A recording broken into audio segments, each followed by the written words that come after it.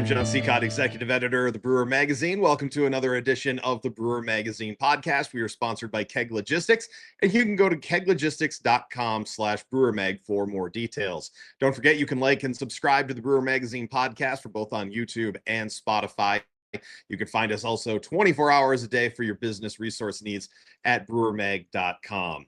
Well, what's going on the podcast today? We're heading to Denver, where a new brewery is getting a brand new chapter. In fact, it's Berkeley Alley Beer Company. They are now in the hands of two emerging voices in craft beer, as Rhoads and Liz Hess, who co-host the Body by Beer podcast, purchased the brewery just a few months back. And Chelsea and Liz aren't just behind the mic anymore. They're now stepping behind the bar and the brew stand as new owners, and they're betting big on diversification. We talk about this, from adding food and coffee, matcha flights, along with carving out half of their tap list for gluten-free and low or no ABV options. And we're also going to dig into why they bought the brewery at this time, the challenges of taking over a 12-year-old brand with some history, and what lessons they're carrying over from the podcast into ownership, and what they plan to do with the podcast as well. We're going to be talking branding and ROI, community involvement, and the realities of running a brewery in 2025. This Brewer Mag podcast is sponsored by Keg Logistics. Now's the perfect time to review your keg management strategy. Whether you're seeking a truly flexible keg rental program or intrigued by the seamless distribution freedom of paper fill, Keg Logistics is ready to craft a personalized solution for you, ensuring you receive the kegs you need precisely when you need them. For details, visit keglogistics.com/brewermag. Keg Logistics, modern solutions for keg efficiency. And we are joined by Chelsea Rhoads and Liz Hess of Berkeley Alley Beer Company. And guys, thanks so much for joining us here. It's always fun to have other podcasters and brewers right here on the Brewer Magazine podcast. So thanks for jumping in with us. Oh, man, thanks for having us. We're excited. Yeah, thank you. Awesome. Well, congratulations first and foremost. You guys are now brewery owners. What was the date on that for you guys? When did you guys sign the paperwork? June 30th. So a little less than 2 months. Yeah.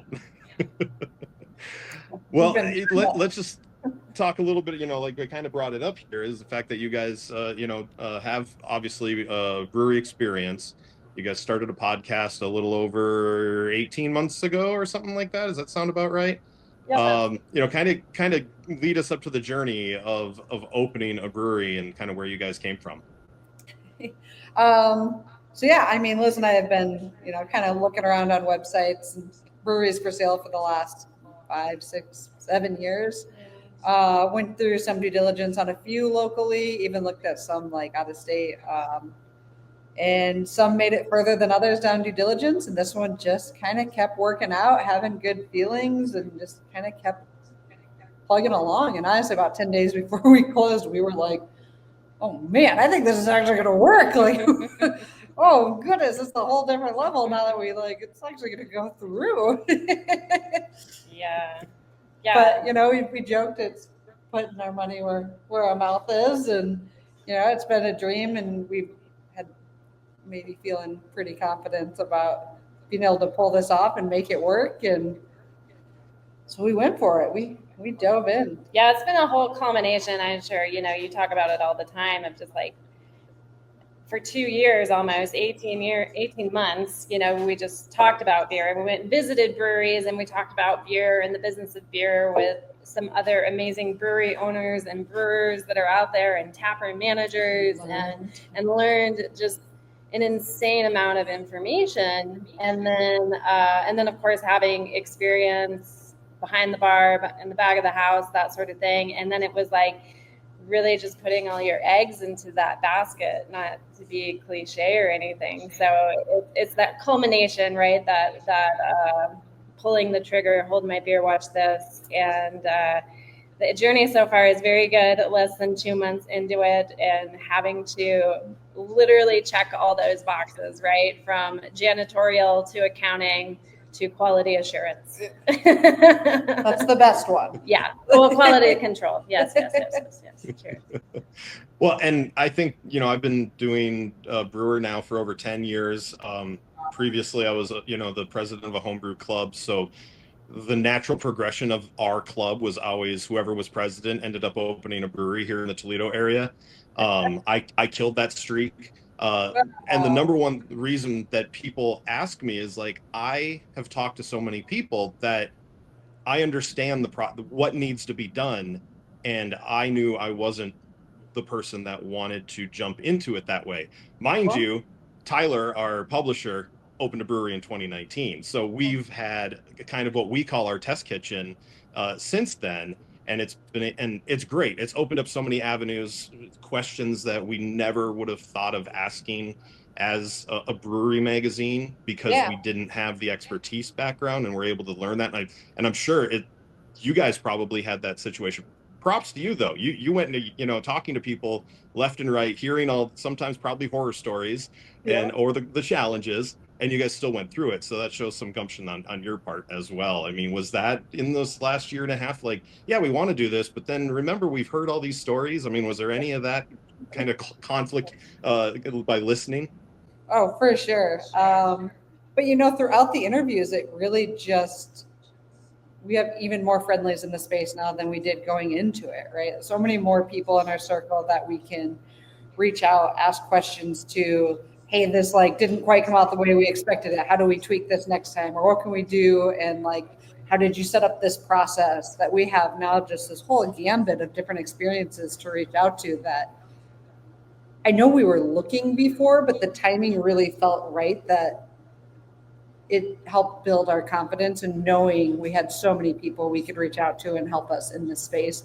And I mean, John, to your point, I don't know how anybody does this on their own. So for you to just jump in and do it solo is bonkers. We are, putting in huge long days between the two of us. We have extra help, and we're still just how the hell does anyone do this solo? Kudos to those people. That's an insane amount of work and trying to keep organized. I would say from this experience has really given me a better perspective on why some things fall to the wayside. But I'm how do you let that fall to the wayside? You can't do that. You need that to succeed. Yeah. And now into it, I'm I could see how a lot of stuff falls to the wayside. It's a lot of work, but gratifying. Yeah.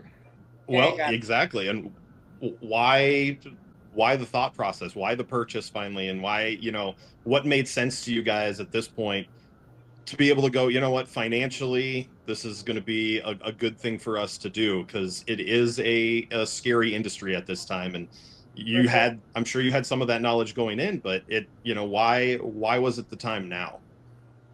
I'm just going to come right out and say it, however that comes across. Financially, it made sense because the market's low. Yeah. So we were able to come in at a price point that made sense for us. And it was purchased as a turnkey, right? So there was product involved in that. So basically we closed on the 30th and we're able to get the doors open by July 3rd because we wanted a bit of renovation, right, out the get-go. But because of that, you're able to start recouping some of that cost right out the gate, which is pretty cool. And that played into the factor of things. I think that's the biggest point for me. I mean, we could get into it's a dream, it's a passion, right? Because we're already touching those points, right? And, perseverance will get you so far. But at the end of the day, checks and balances, right? And so being able to come in on an opportunity where, mind you, the market is kind of terrifying if you look at it strictly from just craft beer perspective. But that's not what we're doing, right? We're opening the door to so many more things, coffee and food, and then getting the brew pub license. So having liquor and wine and cider. And what ties that in and makes even more sense to us from a business perspective is those are different ways to bring in that revenue, but then also then share that similar craft story outside of just the craft beer part. We get to tell really cool stories about beer plus. Yeah, I would say the quick plug on that is the podcast is and will continue to be part of that journey and storytelling of building our audience and building our offerings And honestly, it gives us a different platform to market on that most other places don't have, and ours is pretty well established, so that helped out as well. Yeah, it's just kind of, the best way to say it is it just kind of kept working out. Yeah. Yeah. Well, let's touch on that aspect, the Body by Beer podcast that you guys started. It is, there's obviously a lot of brewery podcasts, and you see, I know like Land Grant does a podcast where we just talked to them a few months back about the reason it started was because the brewers wanted to make sure the salespeople knew what the beer was, so they could listen to it on a car ride while they're driving to the next stop and be able to learn a little bit about something without having to physically sit in a chair at the brewery and hear about things. Well, then they're like, screw it, let's just have more fun with it and turn it into a beer podcast about us. Yeah. So that for you guys, what was the genesis of the podcast, and how is it going to kind of be a part of what Berkeley Alley Beer does? Yeah, I mean, honestly, it's very deeply rooted in the bulk of our marketing.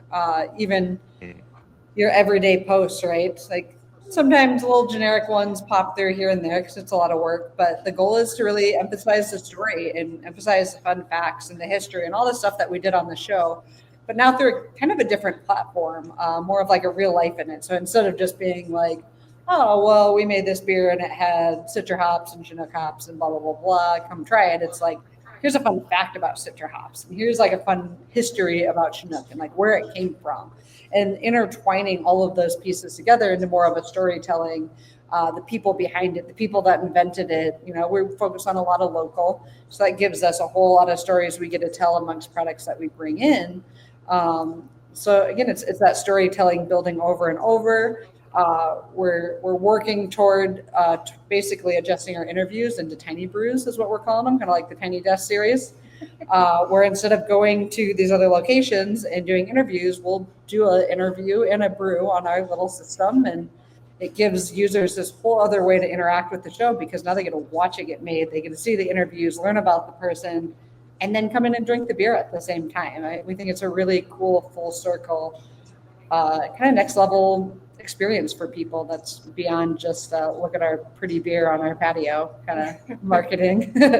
Yeah, I was just going to add, because you asked about the genesis of the podcast. And so essentially when Chelsea and I left our breweries respectively, it was a way for us to stay in the industry and kind of like taking that bar on the road, right? Like taking the conversations that you have with people from behind the bar out onto the road. And then it was also like a means of taking, kind of like similar to the brewers' stories, right? It was a way for us to like show and tell about the consulting experience, right? Like things to do, things not to do. Here's why it works.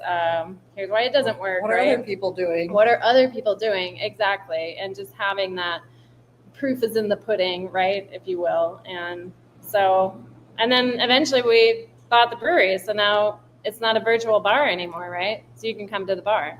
It's a real bar. It's a real bar. Yeah. And it obviously, like you said before we started recording, you got some beers coming out soon.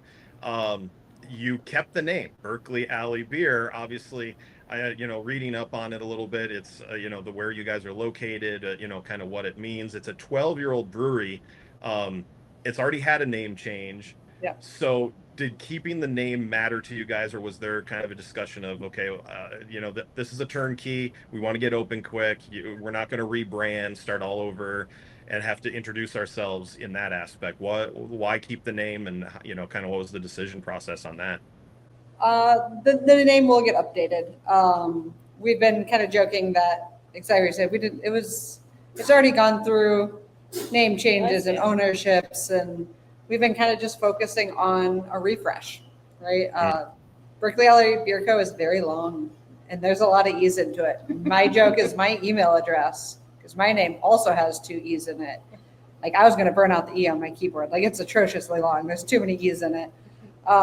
Is we're just going to freshen it, shorten it, just go with what really everyone that comes in calls it anyways, with the alley. It doesn't need anything huge. There's a great following behind this bar.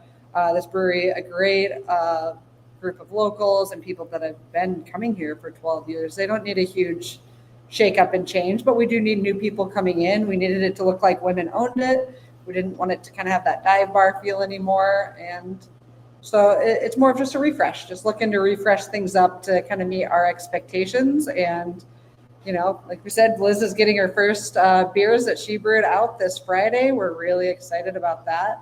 And that's just kind of that's like a big tipping point for us, right? Like we can do all of the paint, we can do all the things, but at the end of the day, like people come here for the beer.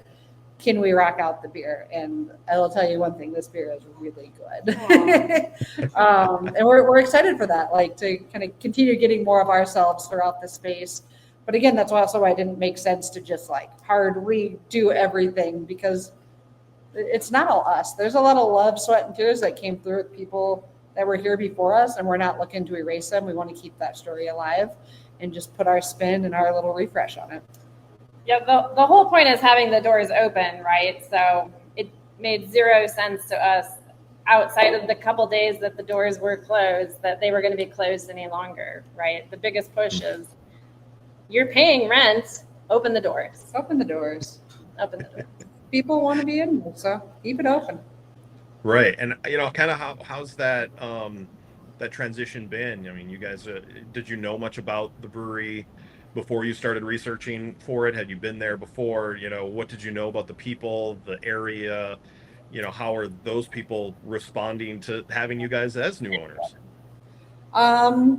We definitely knew about the area. We knew some about the people. We knew, honestly, probably a little bit more about the original brewery than the secondary owners. But love the area. It's on a strip of Denver called Tennyson Street. It's a hip, up and coming, family friendly. Lots of really good foodie type of establishments that we knew we wanted to be part of this community.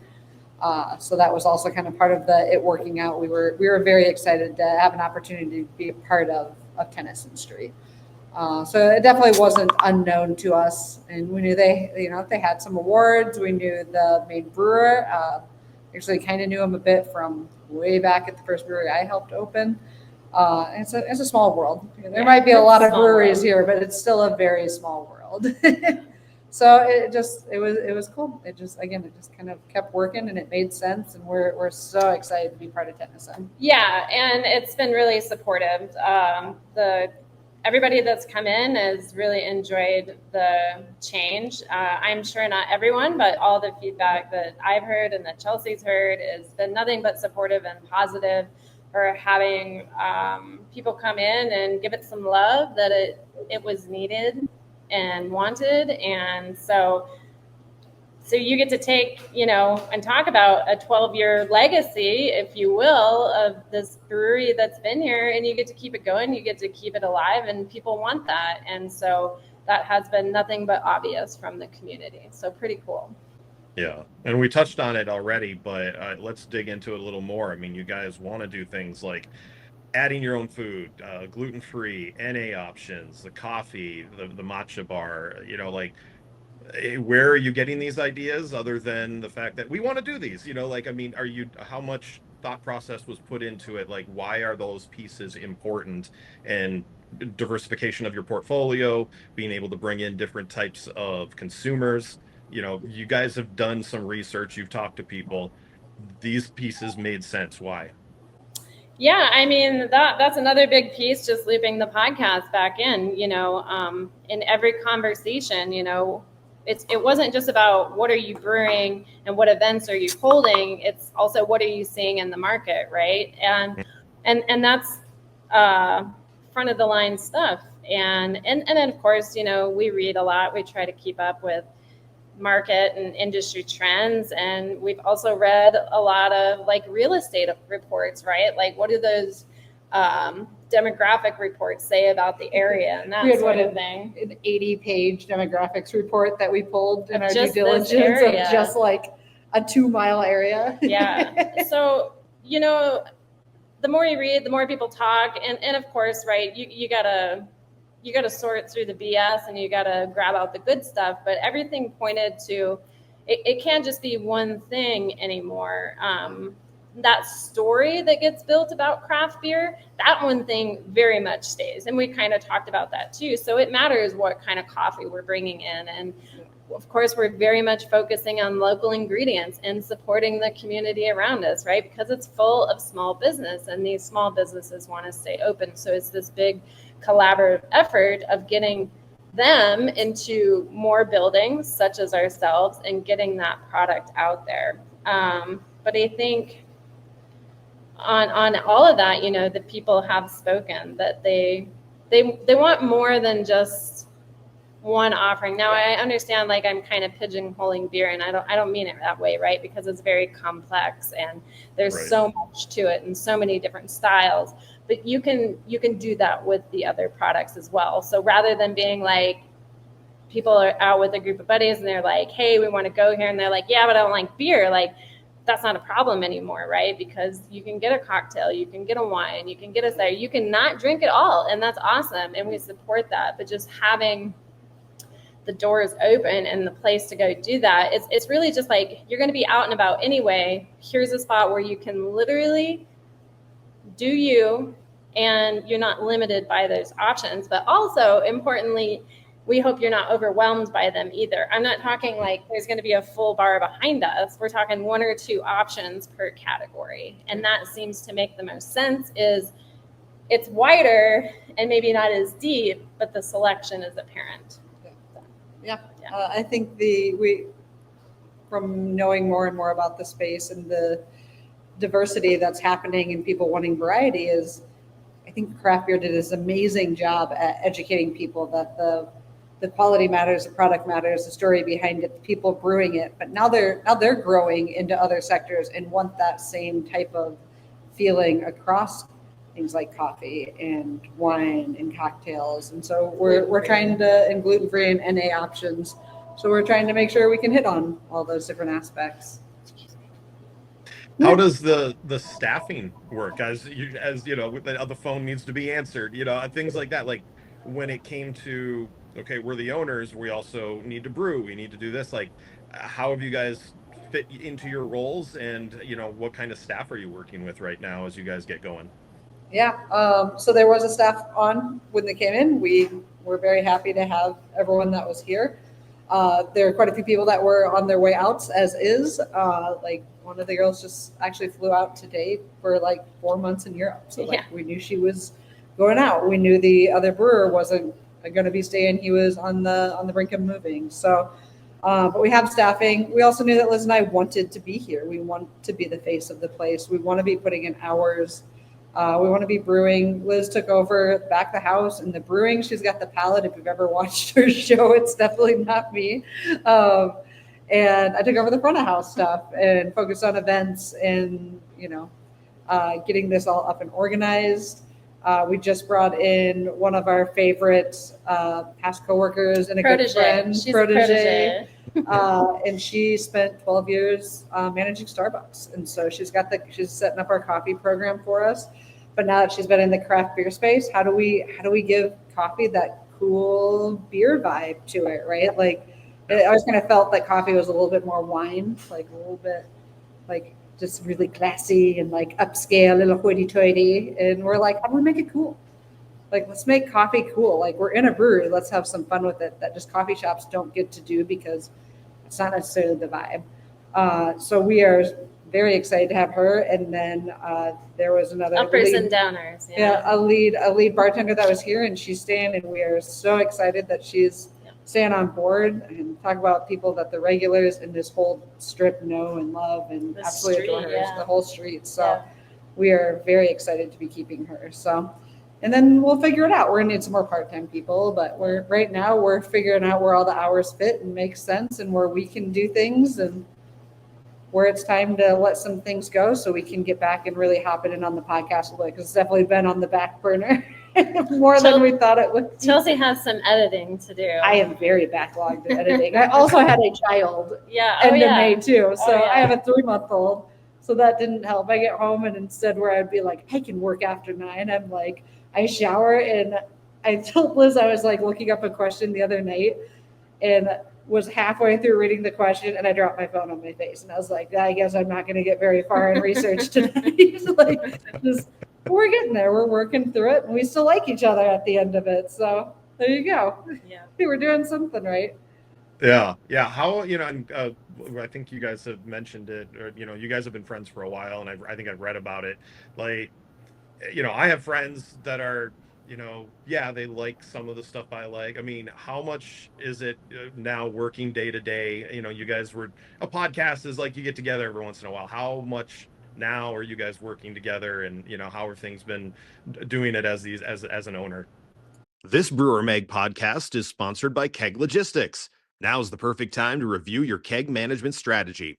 Whether you're seeking a truly flexible keg rental program or intrigued by the seamless distribution freedom of paper fill, Keg Logistics is ready to craft a personalized solution for you, ensuring you receive the kegs you need precisely when you need them. For details, visit keglogistics.com/brewermag. Keg Logistics, modern solutions for keg efficiency. I mean, this is not our first business venture even before the podcast. Liz and I have been working like every day together for a better part of a decade. Part of a decade. We're pretty used to each other at this point. I mean, fisticuffs were thrown in the beginning. Yeah. But now it's more like glances and we're like, ooh, you need space. Let me realize that and back off. Now is not the time to talk about this. Heard. All right, cool. Yeah. Do you see that as an advantage, though? Friends. Absolutely, it's an advantage. I mean, oh my God, to know somebody like that on a level. I'm not married or anything, but Chelsea's got that part figured out too. So talk about golden circle breadwinner over here. Anyway, it's a total advantage to be able to unequivocally trust somebody like that. I do not even bat an eye at anything that decisions. It's just like I 100% know, believe, trust, and honor that whatever she's responsible for or whatever you're doing, like it's done. It's good. I totally agree with it. To me, that's an intense advantage, and strategy and anticipation and just where we're going to move the business. I mean, two heads are better than one, right? And when you can fuse those into one, it's just like one great big moving train. So that's pretty cool. And it being small and agile really allows us to play very quickly, right? We can come up with some sort of marketing idea that would be fun for a specific event, and we can go plan that event. And Liz goes and creates the recipe, starts brewing it up, and we can have a custom beer for an event that is very tailored for that event that you just can't do on the bigger scales, right? When we can rock out a 2-barrel batch on something just because it doesn't need to be big, we don't need it to be a full batch. Like, we get to be really agile and have a lot of fun. How is it getting into the community? You guys already have some background in that, and like you said, talking about that, how do you find your pieces to, whether it's a marketing piece to be able to move you guys forward or a community piece to bring new people in? What have been some of the things that you guys are already kind of spitballing and planning for, through the rest of this year at least? Yeah, we've got some pretty good events that we've got planned or in the planning. We're big into collaboration, right? I mean, that's the piece we've always said we've loved about this space so much.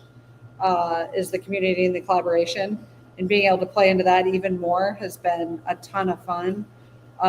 We get to do some pretty big events for breast cancer awareness that we can kind of get away with some silly things that, to be honest, like a male brewery probably wouldn't be able to get away with without getting we can't give away too much on that, but it's not quite released to the public yet. And, we're working on an event like a senior dog adoption event. Like, that's going to be really cool. Nobody focuses on the old senior dogs, but we can focus on them. Trivia's been big. Actually, the guy that did a lot of our editing for the podcast, he has his own trivia company. Yeah. But because we all know each other and we jive really well on ideas, we get to play more. We get to kind of be the hosting spot for new ideas. New games, and we kept it rotating, and he was willing to put that extra effort in for us instead of just doing general trivia every Thursday. We have a themed trivia every month, and we do music bingo, and then we do regular trivia, and then we've got a rotating game. And on months where we get an extra Thursday, we're doing spelling bees, right? Like, we're just going to play around a lot and personalize things because of people that we know, and they're willing to kind of dabble and play in that game. And we're very happy being the experimental place of like, let's see if it works. We like doing that stuff. That stuff's fun. Nice. Well, let's kind of talk philosophy of ownership. I mean, what are your core values? What guides your decision making, and how are you going to make sure that shows up in your beer and in your business practices? I mean, how are you guys setting that forward? Yeah, I mean, that's going to be really focused around. Don't forget to take your medication before work. I was like, I'll see if I can do this and whoops, not have them. Support drinking on the job. Yeah. It's going to be the story, right? Like, really anything we do is going to have a good story behind it. It's going to have a purpose, and we're going to tell that purpose behind it. We're not trying to do just a bunch of random, just here, there. It's different things. It's things that are going to have value long run, and being very community focused and driven, and trying to get as many people's voices heard, and be kind of a stomping ground for inspiration and experimentation and good stuff to come out of here. Like I've always said, I love the breweries and little pubs that you walk into and you just feel the love. Those places have like, people have been married and their first kids have gone through there, and like, you just know the love and first dates, and that's what we want to be. We want people to walk in and just feel the love, and it already had it. And now it's just like getting our love in on it, just like getting our beers on the menu. Yeah. And I know she kind of said it, and actually it had me over here thinking. I was like, I guess we could write those core values down, tighten them up a little bit, but it kind of gives it like a bit of a Midwest vibe as well. We're both originally from South Dakota, but what I really love about when I go and visit my family is that at no bat of an eye does anyone hesitate to come and help. And I think that's what falls along with that collaboration effort is no matter what, like if whoever is here in with us, either like working the gig or like just coming in to chill and relax, like whether you call that help or just like a safe place to go. I don't know, like if that makes sense. The amount of people that have come in and help on the remodel. Yeah. It's just very community driven, I guess. Awesome. Yeah. Well, and you guys, I sent you some questions ahead of time, so this is the last one before we get to the fun stuff. On a personal level, what's been the biggest joy of stepping into an ownership role, and what have been those reality checks that you guys have seen since you started this journey? Yeah, I guess I'll go first. The biggest joy is the immense amount of pride that comes along literally from everything, from the dirt or lack thereof on the floor, to the brews, to the beers going out the door, and the smiles on people's faces. Yeah. Just this huge sense of pride and fulfillment. Like, it fills a big bucket, right? And then, on the the reverse of that is that immense amount of responsibility, right? With great power comes great responsibility. And thank you, Spider-Man. And that is a little bit nauseating at times. But again, if it wasn't hard, it wouldn't be worth it, and everybody would do it. So there's that. Yeah, pride's definitely a big part of it. It's having that place. People come in and they love to come in. They love seeing the smells. They love seeing the stuff we've been doing, and getting to interact with the community on just a whole different level, right? Like, we've been in breweries, but again, they weren't ours, where there's limitations on what we could do and could accomplish. And then the podcast was this whole other way of connecting and engaging. But at the end of the day, we still only do so much. And now it's like, wow, we can really bring some really awesome events and ideas and inspirations to life, because we have that brick and mortar that is just different than being behind a screen. And that's tangible. Been really, really incredible. And the eye-opening, I would say, I don't know how anyone does this on their own. I understand why things get dropped and Denver taxes are crazy. Yeah. Fucking bonkers. Fix it, Pullis. That's the nauseating part. Well, you know, I think it's awesome. I always love talking to people that are, you know, getting into it for the right reasons. So I applaud you guys for that. I look forward to, you know, following your journey. I think it's really cool, and you'll get to see the opportunities that you feel like, wow, this is going to be a really cool episode to put together. I don't know if you've ever seen Adam Makes Beer, but yeah, like that kind of stuff that Adam does is so cool as well. And I bet you guys will get some inspiration just from being behind the bar, in the brew house. It can help build a whole different avenue of what you guys are doing. It's like a brewery reality show for sure. We just don't have a crew, so we don't get as much recorded as I wish we did. Yeah, we might have to actually start using the security cameras. Just there you go. That would actually kind of be cool, just to like cut in some security footage. Yeah. And honestly, it's just me pacing back and forth in the tap room. Was pinching yourself and cussing and tripping over things.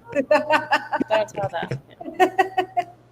Well, I think it's cool, but I always like finishing things up, even though we've had some fun, some just random fun things that I like to ask. So, you know, we'll start with this one. Which brewery do you wish that you had opened, or which beer brand do you wish you had created?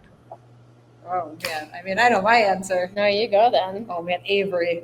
Oh, nice. Oh man, I wish that I had the knowledge and the gonads to make the sours that they make. Oh my gosh, like I love sour beers, and that's such a they just do everything so well there. And they've got a great food program, and the new location's super rad. And it's not new anymore, but yeah, compared to the original one, at least locally, that's where I go to. I'm sure I could get all like Cantillon because like they're a bajillion years old, but like I'm not cool enough to spit out enough about that.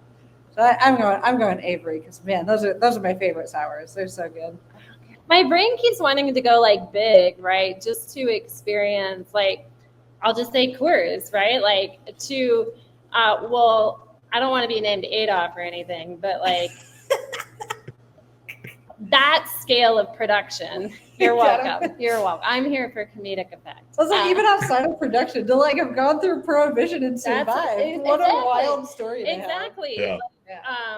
You're world renowned. You went through Prohibition, you went through a plague, like, you know, wars, and to have that level of scale and that amount of, like, I can't even talk about taxes. I don't even want to see those books. You know what I mean? And but that would be pretty cool. So that's not like, you know, small or little by any means, but just to like see the world from that point of view would be bonkers. That's cool. Yeah. Good answer. All right. So I you know, in my vast amount of research, which means reading as many articles as I could that you guys have been doing during your press tour, I would guess would be, you know, that's been going on here the last few weeks for you guys. I read that you guys both worked at casinos in South Dakota. Yeah. Any fun casino stories that you're allowed to share? Let me figure out what level of G we're gonna story tell. There's quite a few. I'll go very PG, but it's one of my favorite. We'll just call them people being people moments. Sure. I was doing the front desk, so I went through it. I did front desk, listed front desk, players club, dealing cards, pit bossing. I did front desk, VIP rep, and like dealing cards. So this was early on, and I had this family come up. This is gonna be two stories because they're my two favorite people. And they get in and they're all excited, and this is in Deadwood, so it's like gold rush, and there's all that like fun history. And the kids stand there and they're digging through this little thing, and the dad's like, "Oh yeah, look at all the little gold flakes." And I was like, "Oh, that's an ashtray." And his wife looks at him and she goes, "Really?" And I was like, "Well, it's been a rough drive to get here." And then like within a week, someone is like, I was like, "All right, so you go up the elevator, your room's on the second floor, take a left," you know, the spiel you've heard at every hotel. And he's like, oh, cool. Are those the same elevators I take to get back down? And I was like, Yeah. Yep, Yeah. that is how elevators work. Like, and you just get Oh. this weird array of people in the casinos that I have never seen through all of my customer experience of just people doing people. People being people. You get a lot of people being people in the casino. Gosh. I have a lot of cool stories of giving away a lot of money. Yeah, that's fun too. That's pretty cool. I've handed a guy a check for $300,000 because he hit the jackpot on the Twilight Zone machine. It was like a progressive machine. I've had multiple people hit big on like 3-card poker tables or craps tables, right? And you just get to push out mass sets of like black chips and purple chips, right? At the time, we could only go to, it was still $100 max when I left the casinos in 2016. So they weren't even at the $1,000 limit yet. But yeah, people being people. Speaking of takeover, I had a guy come up when I was pit bossing up at the Monarch, and I had taken over for another lead supervisor, and first thing he says to me, he goes, I'm going to give you one chance to get this right. And I was like, this is not going to go well. And he's like, you're going to print me out a free buffet for today, and you're not going to say anything about it. And I was like, well, let me see your card, right? Because you have to get a certain amount of points, right? And basically this guy did not play very much, and he had a thing with another person, and I did not uphold that relationship. And this man would come in about once a month and just stand by my roulette table and just stare at me. Wow. And I would have a security escort him away once a month. Yeah. Talk about a job dealing cards that I have never been called so many names, and it's just part of the job. Yeah. Like, people are just harsh and they're just mean, and you're like, okay, well, have a good night. Yeah. I didn't realize you sat in the super glue chair and you were stuck here. I thought you could get up if you wanted to. Or the fact that they think that casino stands for free money, come inside. That's a good one. Anyway, yeah. We each have like 10 plus years in the casinos. We've got tough shells. Stories. Tough shells. The beer space is much kinder. It's All I really have to do is pull a handle if I'm bartending. That's pretty easy. I can do that. It sounds like, once you see that, everything's cake, right? Like, you can always be like, bring on the taxes. Yeah, unfortunately, I do think that if you want to get rough and tough, do the casinos, and most anything after that's pretty cush and easy. You also might be a little cynical after that. A little bit. Yeah. Well, finally, if you guys weren't in the brewing world, then you've had some jobs outside of it, and so this might even be an easy answer. What strange career would you want to be in instead? A stripper. But you couldn't pick out a brewery. She had that one right there. Well, goodness, mine's going to be lame now. She's like, stay-at-home mom. No. Did that. That was a lot of fun. It was very gratifying, but I get a little stir crazy. If it actually goes into the casinos, I would love to go back and deal sports betting. Because, you basically sports betting. Is that the right way to say that? I think they just do it. You just sport bet. Are you talking about like analyzing the numbers, like getting odds, like Vegas odds? Oh, I was thinking or like just like inputting a number? Yeah, I don't know. I think it's like Keno. You just say, what numbers do you want? So maybe it wouldn't be that much fun. But to me, or it'd be like a sports podcaster. Like, if I can just basically sit and geek out about sports and get paid for it, I'm pretty happy with that. That's an okay way to spend my day. So that's all I'll leave it. Something where I get to geek out about sports all day. That'd be awesome. And that was my former career before this. Was I went from sports to beer. So, that's awesome. Yeah. So when you come to Colorado, let's combine those and make something cool happen here. Yeah. I'm down for it. Well, awesome. I appreciate you guys taking the time. The podcast, I hope it keeps going as well as it does. I hope the the brewery is gonna, be taking off for you guys, and people are gonna appreciate it for what you guys are. And I'm looking forward to seeing how you guys do. Thank you, John. Thanks, John. Really appreciate it. This Brewer Mag podcast is sponsored by Keg Logistics. Now's the perfect time to review your keg management strategy.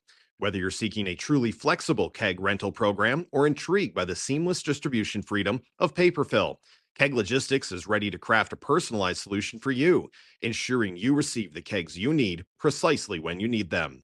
For details, visit keglogistics.com/brewermag. Keg Logistics, modern solutions for keg efficiency.